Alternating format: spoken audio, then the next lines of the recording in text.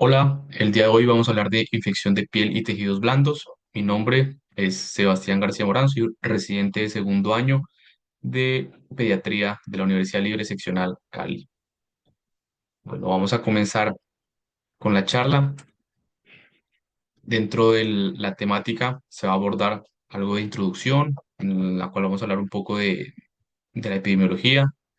Luego ya vamos a ir hablando de cada una de las patologías. Inicialmente vamos a comenzar con impétigo, luego ectima, erisipela, celulitis, absceso cutáneo, fascitis necrosante, piomiositis, infección de anexos cutáneos y síndromes mediados por toxinas. Bueno, algo de introducción al respecto, con respecto a la infección de tejidos blandos, es que esta es una patología que va a tener un amplio espectro de gravedad. Puede manifestarse desde forma leves como el impétigo hasta manifestaciones más graves como fascitis necrotizante. Son un grupo de infecciones que son frecuentes en la población pediátrica y si bien tenemos entendido que la piel es esa primera barrera que existe como un mecanismo de defensa contra ciertos patógenos, cuando ocurren ciertas alteraciones en la piel, va esto a predisponer a que se presenten infecciones. Entonces encontramos que hay unos factores de riesgo para desarrollar esas infecciones de piel y tejidos blandos. Dentro de estas se puede destacar cuando hay deterioro en la integridad de esa barrera cutánea, también cuando hay dermatosis, por ejemplo, alguna enfermedad dermatológica como una dermatitis atópica, también con factores externos, por ejemplo, la luz solar o la humedad, el clima, y cuando también el paciente puede estar colonizado por Staphylococcus aureus. Aquí también entran como factores de riesgo las inmunodeficiencias. Dentro de los microorganismos más frecuentes que encontramos asociados a la infección de piel y tejidos blandos está el Staphylococcus aureus y el Streptococcus pyogenes. En esta gráfica podemos observar las capas de la piel en las cuales tenemos la epidermis, dermis, el tejido celular subcutáneo, la fascia y finalmente el músculo. Dependiendo de la zona en la que se presenta la infección, pues vamos a tener una diferente tipo de manifestación. Por ejemplo, cuando se afecta la epidermis, vamos a encontrar lo que es el impétigo. Cuando hay afectación ya de la dermis, encontramos acá lo que es la erisipela. Y si hay afectación específicamente del folículo piloso, nos encontramos ante una foliculitis.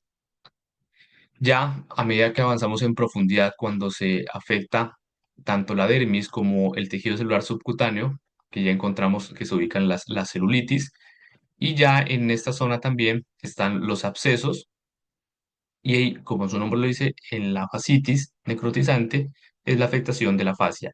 Y finalmente, la afectación del músculo, que va a estar dada por una piomiositis. Entonces, continuando con algo de epidemiología, a lo largo de los años ha venido aumentando esa incidencia de Staphylococcus aureus multiscilindo resistente. Esa emergencia del Staphylococcus aureus multiscilindo resistente ha generado la necesidad de que cada vez se aumenten y se actualicen los conocimientos y se desarrollen guías al respecto. Diferentes consensos internacionales y revisiones clínicas recomiendan que ante una prevalencia de Staphylococcus aureus, cuando esté mayor a 10 a 15%, se debería iniciar un tratamiento de manera empírica que tenga cobertura para este Staphylococcus aureus meticilino resistente. Con respecto a Colombia, se han reportado datos con respecto al Staphylococcus aureus meticilino resistente de hasta un 45 a 68,7% de las infecciones invasivas en pacientes hospitalizados en cuarto nivel. Uno de los estudios más grandes que se realizó en Colombia, en el cual se hizo sobre los aislamientos de la infección de piel y tejidos blandos, que se realizó en 13 instituciones entre los años de 2009 a 2014, documentó que habían 1.134 casos con 704 cultivos, de los cuales el 15,6% correspondían a Staphylococcus aureus meticilliano resistente. Otros estudios locales también han mostrado en la población pediátrica, reportando Staphylococcus aureus meticilino resistente hasta un 39% de los casos en enfermedad invasiva por Staphylococcus aureus. En este mapa podemos ver la frecuencia de Staphylococcus aureus meticilino resistente en infecciones de piel y tejidos blandos y en sepsis en pediatría. Aquí podemos ver que en Colombia tenemos alrededor de un 15,6% y en otras zonas en donde es más alto, como por ejemplo en Estados Unidos, encontramos datos de hasta un 40 a 60%. En esa tabla se discrimina por departamentos colombianos cuánto es esa prevalencia de Staphylococcus aureus meticilino resistente. Podemos ver que en el Valle del Cauca se encuentra alrededor del 29,2%. Comenzando entonces con la primera patología que afecta a la epidermis, que va a ser el impétigo, que es una enfermedad que es muy contagiosa, se puede presentar en cualquier rango de edad, pero tiene una mayor incidencia en las edades menores de 5 años. Disminuye esa incidencia a medida que va creciendo el niño y disminuye drásticamente después de los 14 años. ¿Cómo se contagia? A través de autoinoculación o a través del contacto directo o a través también de los vómites. Es decir, los vómites son esos materiales que facilitan ese contagio. También estas lesiones que se generan por el impétigo no dejan cicatrices y son bien delimitadas y generalmente se presentan en zonas que están expuestas. Hay dos formas en las que podemos encontrar el impétigo, que es el impétigo no ampolloso, que es la forma más frecuente. Alrededor del 70% de los casos es un impétigo no ampolloso y los agentes causales involucrados en esta son Staphylococcus aureus, Streptococcus pyogenes y ocasionalmente también estreptococos del grupo C y G. ¿Cómo se manifiesta? Van a ser unas máculas que son milimétricas que progresan hacia pápulas y luego van a progresar hacia vesículas o pústulas que finalmente van a causar ya una erosión superficial y van a causar lo que es característica de esta patología, que es la costra melicérica. Las zonas del cuerpo más afectadas van a ser en nariz, boca, tronco, glúteos, periné, axilas y extremidades. Y se puede manifestar con prurito y la característica es que uno tiene afectación con síntomas sistémicos. La otra forma, que es el linfático ampolloso, que principalmente está dado por Staphylococcus aureus, que va a producir unas toxinas epidemolíticas A y B, y estas lesiones clínicamente se van a observar como vesículas o pústulas que en su interior van a tener un contenido más o menos turbio. Son unas ampollas superficiales de alrededor de 1 a 5 centímetros y cuando estas ya finalmente se rompen van a dejar una lesión eritematosa sobre la cual se va a formar una costra fina.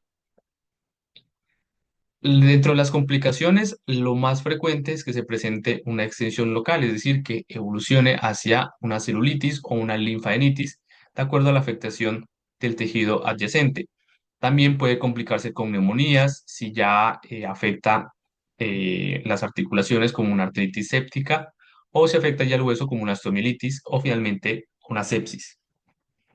En caso de un impétigo estreptocócico, otra complicación rara puede ser también una glomerulonefritis aguda post-estreptocócica.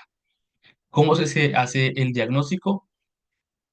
Generalmente el diagnóstico es eminentemente clínico, pero en algunas situaciones también puede realizarse cultivo del exudado o de la ampolla, y en estos casos también para hacer diagnóstico diferencial con las picaduras, con eczemas, con herpes simple y con quemaduras.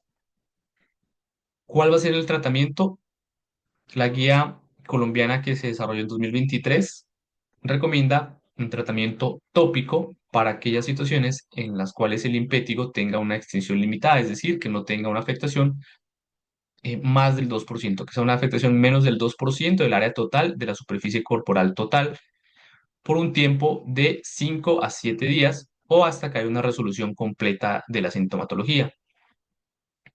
Los antibióticos tópicos que recomienda la guía van a ser el ácido fusílico, la mupirocina o también otro que es la retapamulina, que este no está indicado en menores de 9 meses y además que no tiene una aprobación INVIMA en Colombia.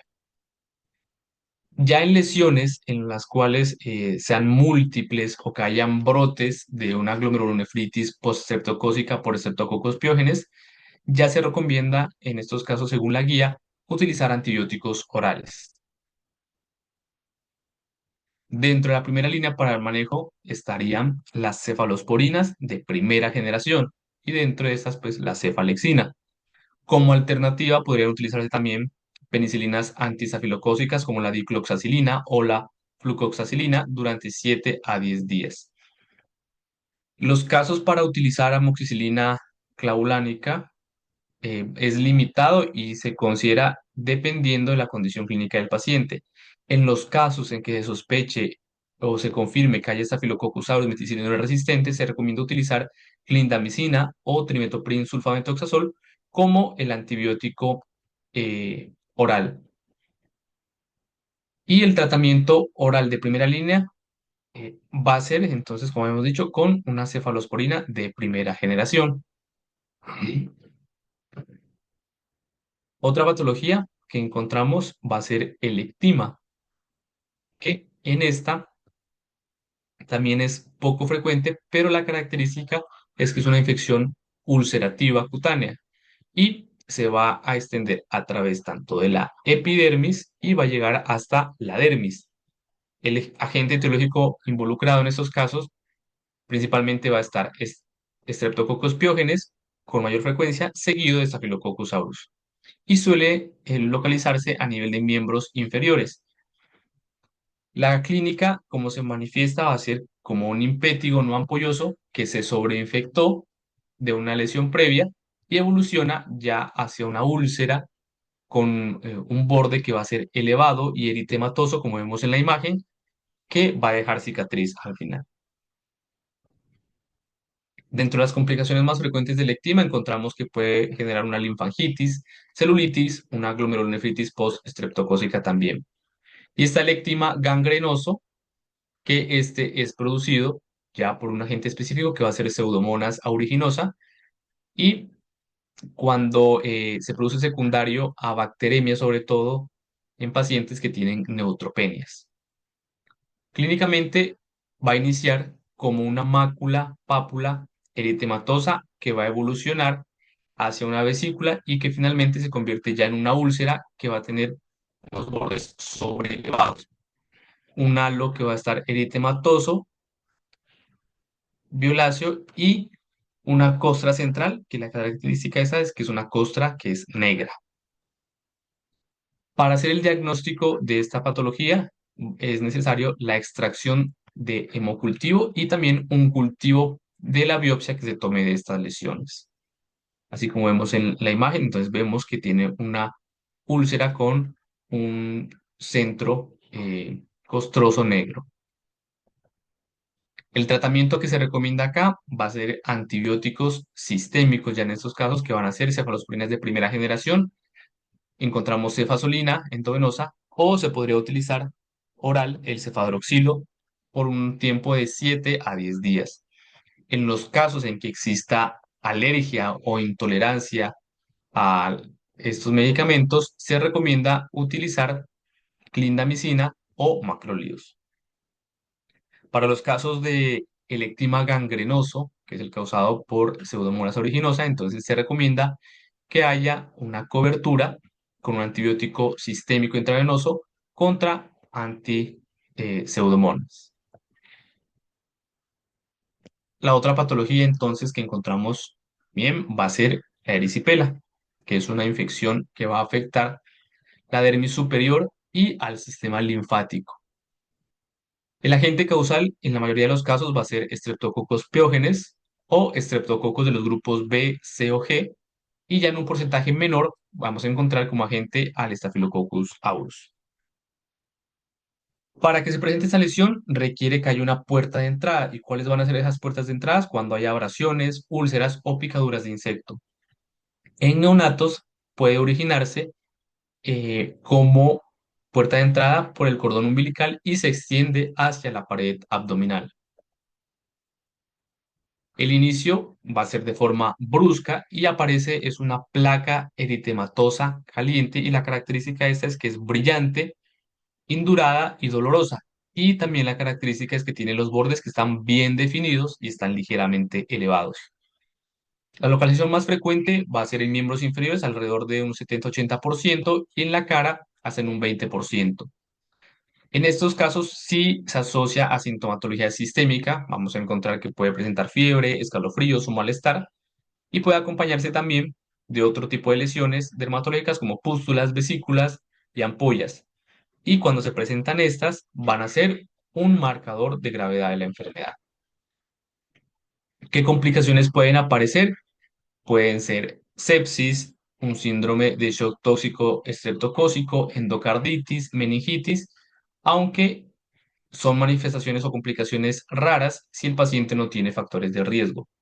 El diagnóstico también es clínico y hay que hacer diagnóstico diferencial con una dermatitis de contacto, con quemaduras y con celulitis. Y el tratamiento que se recomienda en estos casos va a ser antibiótico sistémico, bien sea vía oral, que se puede utilizar una cefalosporina de primera generación como el cefadroxilo, o dado que el principal agente etiológico va a ser esta Streptococcus pyogenes, también podría valorarse el uso de una penicilina o amoxicilina durante 10 días. En caso de pacientes que estén inmunodeprimidos o en lactantes o que tengan ya una afectación del estado general o que tengan lesiones que sean mayores de 5 centímetros, debe valorarse la necesidad de hospitalizar a este paciente para administrar los antibióticos de manera endovenosa.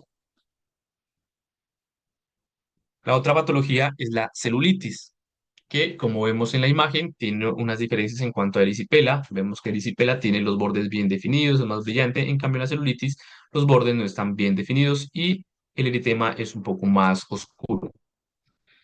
Esta celulitis afecta dermis, tejido celular subcutáneo.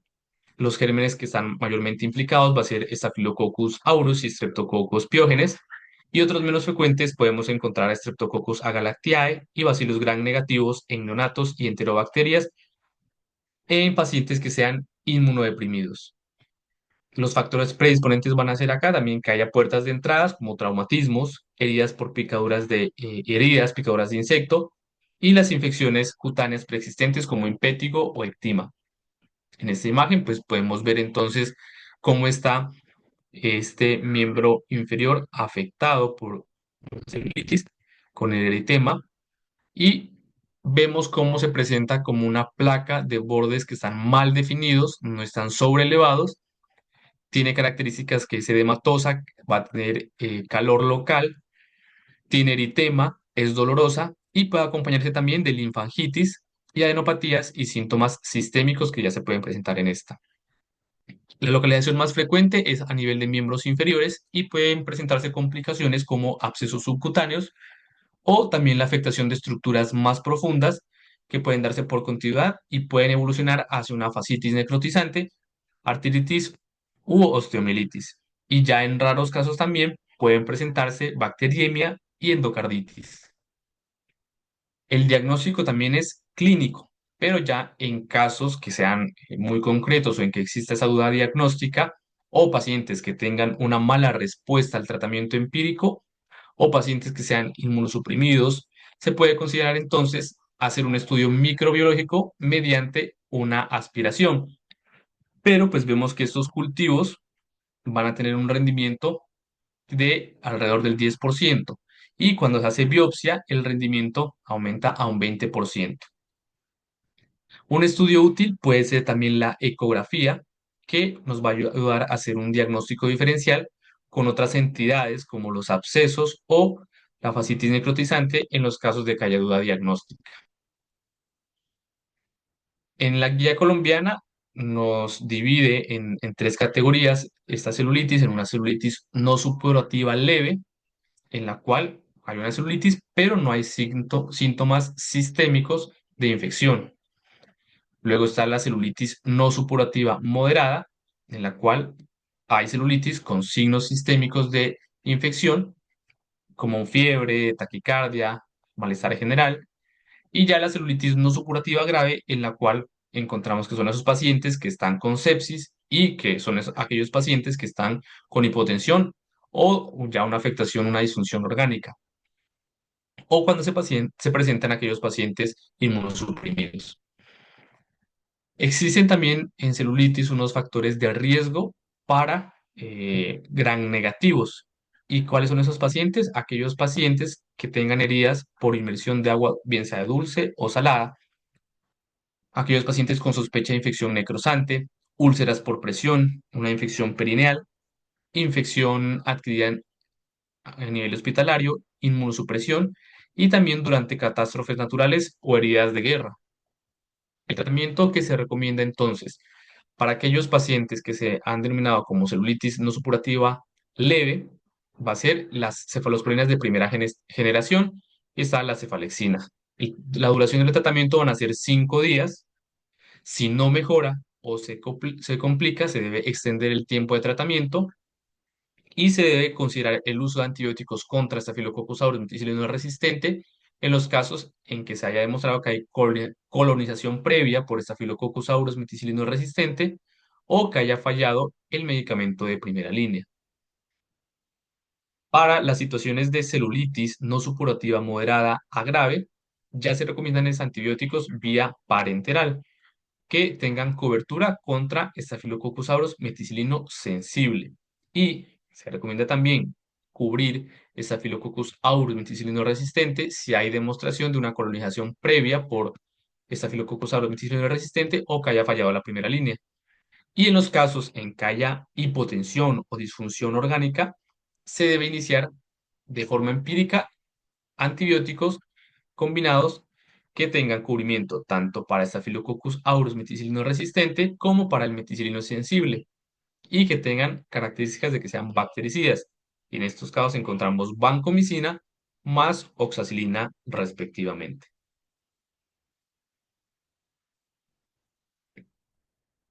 La celulitis, cuando se presenta de manera grave o que tenga factores de riesgo también para gram negativos, se recomienda hacer una cobertura también para este tipo de gérmenes. Por ejemplo, considerar adicionar una cefalosporina ya de tercera generación o de cuarta generación o incluso un carbapenémico. La duración del tiempo también va a ser 5 días, pero se puede extender también en los casos en que no se observe que haya una mejoría durante este periodo de tiempo. Cuando se resuelven los síntomas sistémicos con esa cefalosporina de primera generación de manera endovenosa o con una penicilina antistafilocócica, se puede hacer ese paso ya al tratamiento oral con una cefalosporina de primera generación, como la cefalexina. Es decir, si estaba recibiendo el paciente una cefazolina y ha respondido de manera favorable, entonces se puede hacer ya el puente hacia cefalexina. La terapia también secuencial hacia un tratamiento oral con, bien sea con trimetopril, sulfamethoxazol o clindamicina, se puede hacer en los casos en que la tasa de resistencia a clindamicina a nivel local sea menos del 10%. Y se va a dar cuando ya se resuelvan los síntomas sistémicos o después de al menos 48 horas de haber utilizado antibióticos endovenosos activos contra Staphylococcus aureus meticilino resistente. Y también en la guía nos recomienda que una vez se obtengan los cultivos y se aísle un determinado microorganismo, el tratamiento debe ser dirigido de acuerdo a la susceptibilidad antimicrobiana disponible. Como un punto de buena práctica, se menciona que la vancomicina se recomiende en aquellos casos o que se sospeche o que haya confirmación de una bacteriemia porque esta tiene un efecto bactericida y utilizar clindamicina o trimetopril sulfamethoxazol eh, no debe indicarse como monoterapia en aquellos casos en que se sospeche o se confirme bacteremia, porque esos son bacteriostáticos. Entonces, recomendación en los casos de que haya sospecha o confirmación de bacteriemia, siempre utilizar vancomicina. Y otro punto de buena práctica que se menciona en la guía es que en aquellos pacientes con confirmación de bacteriemia, el tratamiento debe realizarse según el microorganismo aislado y la duración debe estar indicada por un médico especialista. Y dentro de la guía también se hace una pregunta, que es ¿cuándo está indicado hospitalizar a un paciente con celulitis? Entonces, ¿cuándo se hospitaliza? Cuando tengan los siguientes criterios, que tenga pacientes con signos de respuesta inflamatoria sistémica, sospecha de una infección más profunda o necrosante, pacientes que hayan tenido mala adherencia al tratamiento de manera ambulatoria, y la infección en un paciente que esté inmunodeprimido o que haya falla terapéutica al tratamiento que se ofreció ambulatoriamente. Y a la pregunta de qué tratamiento antibiótico sistémico está indicado como alternativa estándar de atención, a la vancomicina o la clindamicina, entonces en aquellos casos que se requiera cubrir Staphylococcus aureus meticilino resistente, una opción va a ser la daptomicina o la ceftalorina, que ambos tienen igual seguridad y son igualmente efectivos cuando se requieren utilizar como alternativas ante vancomicina o clindamicina. Vamos a seguir con la diferente otra infección que va a ser los abscesos, que ya van a ser infecciones en las cuales va a haber una colección, que esta va a estar rodeada de una pared y que va a generar una colección en la cual van a tener leucocitos, bacterias y tejido necrótico que se va a localizar a nivel de dermis o el tejido celular subcutáneo. Se forma porque hay extensión local de una infección cutánea, como decir que aparece como una complicación después de algún tipo de infección, puede aparecer después de un traumatismo o por diseminación hematógena. Dentro de los agentes etiológicos más frecuentes encontramos a Staphylococcus aureus y aquí podemos encontrar a Staphylococcus aureus meticilino resistente adquirido en la comunidad, seguido por Streptococcus pyogenes. En los casos en que la lesión se localice cerca de mucosas, como por ejemplo en la región perianal o peribucal, también hay que pensar como agentes etiológicos aquellos que estén relacionados con dichas zonas, por ejemplo, bacilos gram negativos y anaerobios. ¿Cuál va a ser la manifestación clínica? Se va a presentar como un nódulo que va a estar eritematoso, es un nódulo doloroso que inicialmente puede ser firme, pero a lo largo que progresa se torna fluctuante. Generalmente no suele acompañarse de síntomas sistémicos, a no ser que haya ya un compromiso de más tejidos ya más profundos o ya que hay una bacteriemia. El diagnóstico es clínico, pero también se pueden hacer cultivos que se obtienen del material purulento que se drena. Se puede hacer esta muestra, se puede obtener esta muestra a través de ecografía, hacer una punción y sacar la muestra de tejido. Y además, la ecografía también puede hacer un diagnóstico diferencial con celulitis porque nos ayuda a identificar si hay una colección que es susceptible de drenar. Para el tratamiento, lo principal siempre va a ser el drenaje, que en la guía no recomienda en sí una técnica de drenaje específica, ni tampoco sugiere que se hagan empaquetamientos de las heridas después del drenaje. Y se debe utilizar entonces aquí ya antibióticos sistémicos que cubran Staphylococcus aureus meticilino resistente en celulitis que estén cercanas a los abscesos. Y si tiene signos de respuesta inflamatoria sistémica, se debe combinar entonces antibióticos que cubran el meticilino resistente y el meticilino sensible y que tengan un efecto bactericida como vancomicina y oxacilina. Ya hacer esa terapia secuencial al tratamiento oral, bien sea con trimethoprim, sulfamethoxazol o con clindamicina, cuando ya estos síntomas se hayan resuelto o por lo menos haya completado un tratamiento de 3 a 5 días de manejo endovenoso. ¿Cuánto es la duración del tratamiento? Esto va a depender de la condición clínica del niño y también de la gravedad. puede ser de 5 a 7 días en abscesos que no tienen síntomas sistémicos, pero incluso puede llegar a ser de 10 a 14 días en casos de infecciones más graves.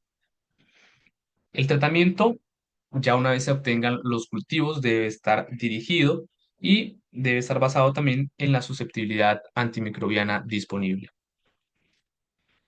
Como punto de buena práctica, entonces se recomienda que de acuerdo al tamaño y según las edades, se ofrezca el manejo antibiótico. Entonces, se recomienda manejo antibiótico en abscesos de gran tamaño. ¿Y cuando los considera gran tamaño?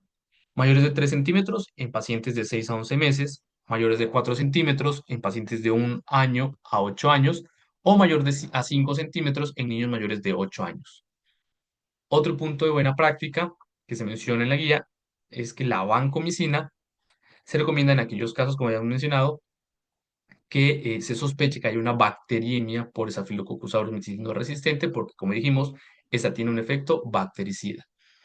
Y la clindamicina o el trimethoprim sulfamethoxazol no deben indicarse como monoterapia en los casos de sospecha o confirmación de bacteremia, ya que estos son bacteriostáticos.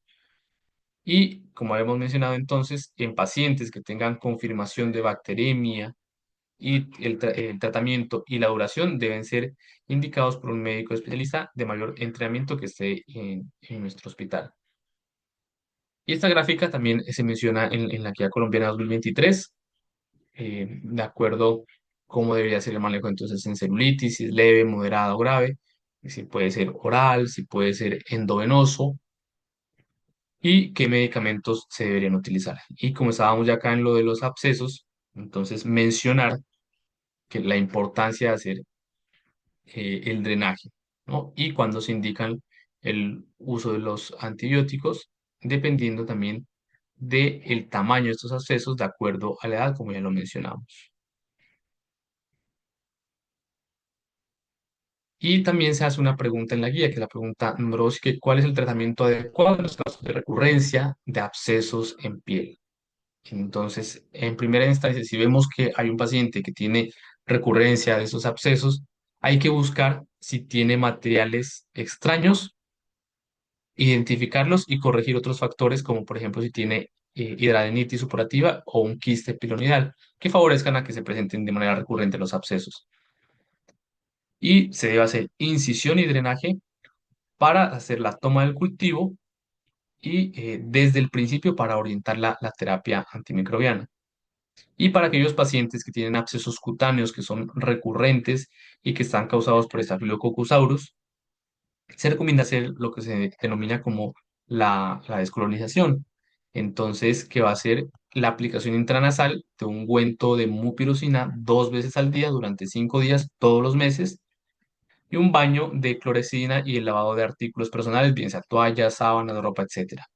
Y pacientes que hayan comenzado desde la primera infancia a sufrir de abscesos recurrentes, siempre va a ser necesario descartar inmunodeficiencias primarias, como por ejemplo un trastorno de los neutrófilos.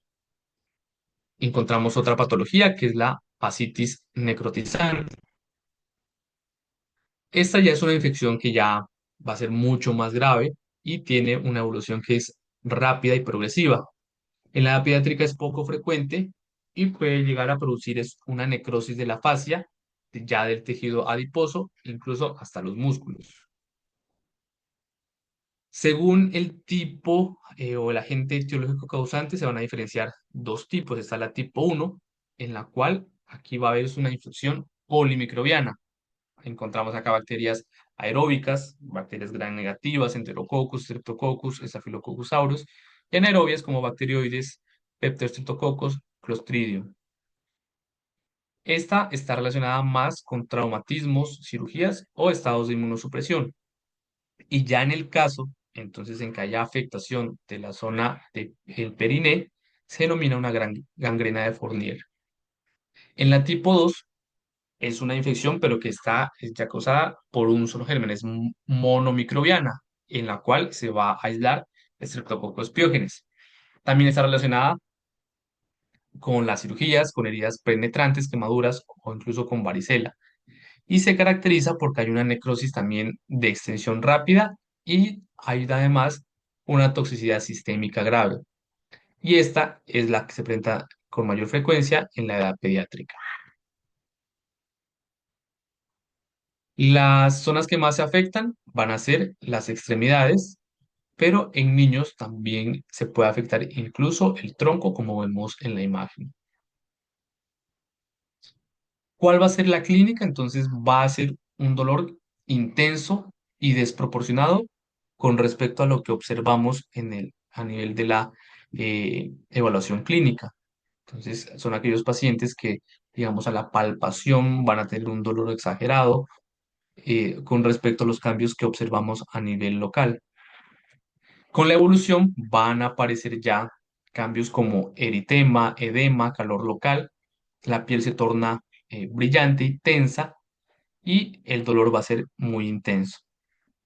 Evoluciona muy rápido, ya incluso en las 24 a 48 horas pueden aparecer cambios en la coloración de la piel, ya pasa de un rojo a un color más púrpura y ya luego se torna grisáceo, que incluso pueden presentarse ya unas ampollas hemorrágicas. No es raro tampoco que se presente un síndrome compartimental y se van a acompañar de síntomas sistémicos como fiebre, alteración del estado general, taquicardia y un shock tóxico. Algo que es muy útil es realizar la exploración quirúrgica porque eso es lo que nos va a dar el diagnóstico definitivo y además que sirve para hacer la toma de las muestras para el cultivo. Y la sospecha diagnóstica inicial se hace es a través de la clínica. ¿Qué estudios se requieren o son de utilidad? Hacer una analítica en general, su hemograma, las reactantes de fase aguda. El hemocultivo es muy útil y las pruebas de imagen también son de gran utilidad. Acá encontramos las diferentes técnicas como ecografía, tomografía o resonancia y dentro de estas la TAC es una prueba que va a ser muy útil, es la prueba de elección. ¿Por qué? Porque nos permite detectar la presencia de gas a nivel tisular. El tratamiento se debe instaurar de manera rápida y es fundamental que se haga un desbridamiento quirúrgico extenso. Se debe iniciar de manera inmediata antibióticos vía endovenosa que tengan amplio espectro, asociando un betalactámico a clindamicina, porque la clindamicina tiene esa actividad inhibidora de la síntesis de toxinas que va a ser muy útil en estos casos hasta que se obtengan los cultivos obtenidos durante el acto quirúrgico. Se podría considerar la administración también de inmunoglobulina intravenosa como un tratamiento adyuvante. Tenemos otra patología que va a ser la piomiositis, que esta va a ocurrir generalmente es después de una bacteriemia. El principal agente acá identificado hasta en un 90% de los casos es Staphylococcus aureus, pero también podemos encontrar otros microorganismos como Streptococcus pyogenes, bacterias gram negativas y Streptococcus pneumoniae. También hay factores predisponentes, siempre aquellos que nos predispongan a una puerta de entrada, como traumatismos, un esguince muscular o el ejercicio vigoroso. Los músculos que están mayormente afectados van a ser los músculos largos de los miembros inferiores y del tronco. Y clínicamente va a tener una evolución que es subaguda, puede tener varios días en los que tenga dolor que va a ser un dolor leve y luego va a presentar fiebre o febrícula y finalmente va a evolucionar esto a aparición de síntomas inflamatorios locales en los cuales vamos a encontrar un dolor intenso, eritema, edema, calor local, fiebre y puede llegar ya a la formación de los abscesos con la fluctuación a la hora de realizar la exploración física. ¿Cómo se hace el diagnóstico? A través de pruebas de imagen, bien sea ecografía, con tomografía, pero la prueba de elección va a ser la resonancia magnética nuclear. El tratamiento recomendado va a ser con el uso endovenoso de cloxacilina o cefazolina y en los casos de que haya estreptococos piógenes, que es más frecuente, el desbridamiento quirúrgico y el tratamiento antibiótico puede realizarse con penicilina asociado a clindamicina, siempre recordando porque la clindamicina nos ayuda para esa actividad inhibidora de la síntesis de toxinas. Y ya el paso a la vía oral puede hacerse cuando ya obtengamos una mejoría clínica y que haya también una mejoría en cuanto a nivel paraclínico. La duración total del tratamiento va a ser de alrededor de 3 a 4 semanas, pero en aquellos casos en que se identifique Staphylococcus aureus no resistente, se puede extender hasta 4 a 6 semanas el tratamiento. Encontramos también que hay infección de anexos cutáneos. En esta tabla les traigo como el resumen de estas patologías. Aquí encontramos la foliculitis, el forúnculo, el antrax, la hidrosadenitis, la paronychia.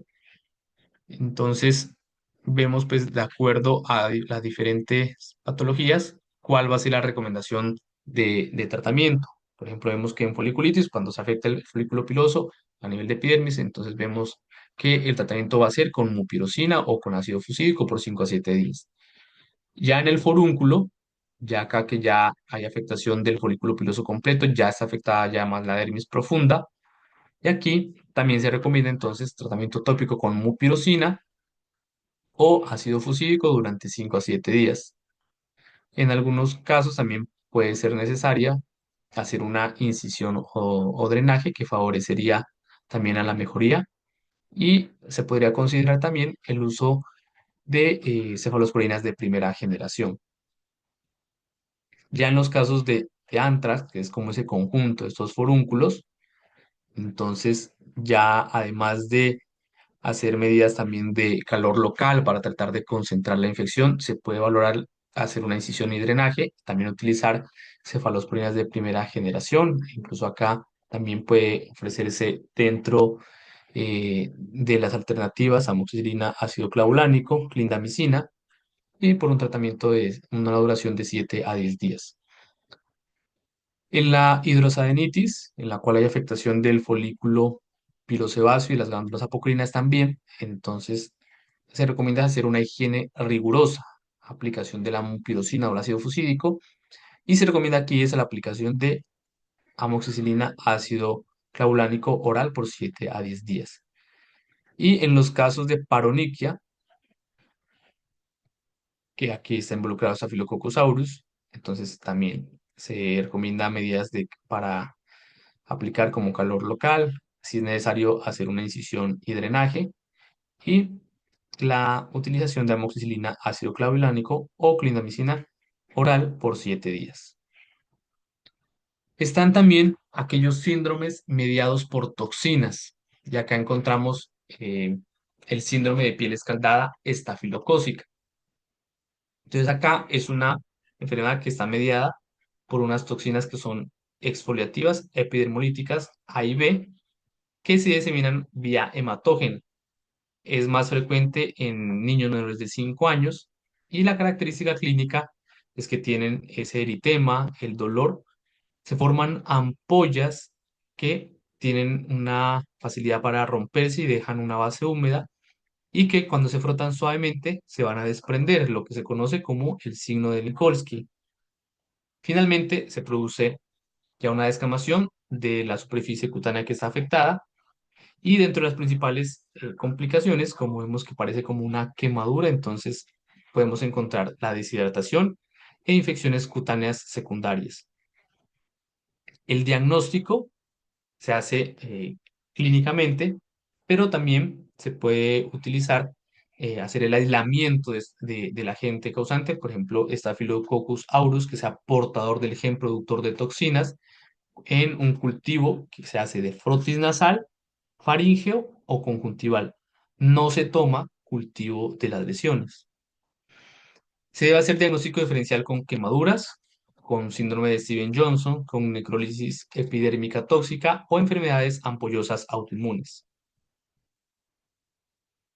Para el tratamiento se recomienda utilizar entonces siempre antibióticos vía endovenosa que tengan cubrimiento contra estafilococcus como cloxacilina o cefazolina y clindamicina porque tienen su actividad inhibidora de la síntesis de toxinas como habíamos mencionado. Si se sospecha entonces que haya Staphylococcus aureus no resistente adquirido en la comunidad, debe utilizarse vancomicina. Además, es necesario un tratamiento de soporte para evitar trastornos electrolíticos. Tener también un buen control del dolor y tomar medidas de asepsia en las zonas de la piel que ya se ha denudado. Está entonces este otro que es el síndrome de shock tóxico estafilocócico, que es causado por cepas de Staphylococcus aureus que son productoras de toxinas 1, enterotoxinas B y C, y se presenta clínicamente de manera brusca, tienen fiebre, escalofríos, cefalea, malestar general, odinofagia, mialgias, diarrea, que seguido a las 24 a 48 horas de evolución van a presentar entonces también eritrodermia, como vemos en la imagen con afectación palmoplantar. Ya finalmente se descaman alrededor de 1 a 2 semanas. Pueden afectar también mucosas presentando hiperemia a nivel conjuntival, una lengua aframbuesada, hipotensión y fallo multiorgánico. El tratamiento que se recomienda también es vía endovenosa para cubrir Staphylococcus y se debe añadir siempre antibióticos que inhiban la síntesis de toxinas como clindamicina. En casos de localizarse, deberá hacerse el control del foco. Se debe hacer entonces drenaje y la limpieza quirúrgica o extracción si de pronto hay un cuerpo extraño, como por ejemplo los tampones. Y se debe aplicar también medidas de soporte necesarias para tratar el shock. Y en aquellos pacientes que no respondan al tratamiento inicial, está recomendado también utilizar inmunoglobulina intravenosa. Y este es el otro que es el síndrome de shock tóxico, pero ya este es estreptocócico, que esta es una complicación de una infección, como su nombre lo dice, por Streptococcus pyogenes, que va a causar aquí es una tormenta de citoquinas que va a estar inducido por estas toxinas estreptocócicas. La característica acá es que presenta hipotensión y fallo multiorgánico. Clínicamente también aparece de forma brusca con fiebre, mialgias, artralgias, malestar general, el exantema y evoluciona rápido con hipotensión y daño multiorgánico. Para la definición de caso, además de los criterios clínicos, se requiere que haya el aislamiento de Streptococcus pyogenes de un sitio estéril, por ejemplo, hemocultivo o líquido cefalorraquídeo, o una biopsia, o no estéril como un faringe. El tratamiento, entonces, antibióticos que debe ser endovenoso, inicialmente de forma empírica, con una cefalosporina de primera generación como cefazolina, hasta que se obtenga ya el aislamiento de Streptococcus pyogenes, cuando ya se va a hacer más dirigido. Y en cualquier caso se debe asociar clindamicina, como dijimos, porque esta es la que tiene ese efecto inhibidor de la producción de toxinas. Incluso también se recomienda utilizar inmunoglobulina endovenosa, que se ha visto en algunos datos que reduce la mortalidad. Además, se debe realizar el tratamiento de soporte para el shock, el desbridamiento respectivo y el control del foco. Ya en esta tabla, entonces, finalmente está como el resumen de las infecciones, la localización afectando, pues, en qué partes de la piel, qué capas de la piel, las características clínicas más relevantes y el tratamiento de elección que se recomienda. Y en esta otra están las dosis de los antibióticos que están recomendados para el tratamiento de las infecciones anteriormente mencionadas. Acá es la continuación de los antibióticos y eso sería todo. Muchas gracias.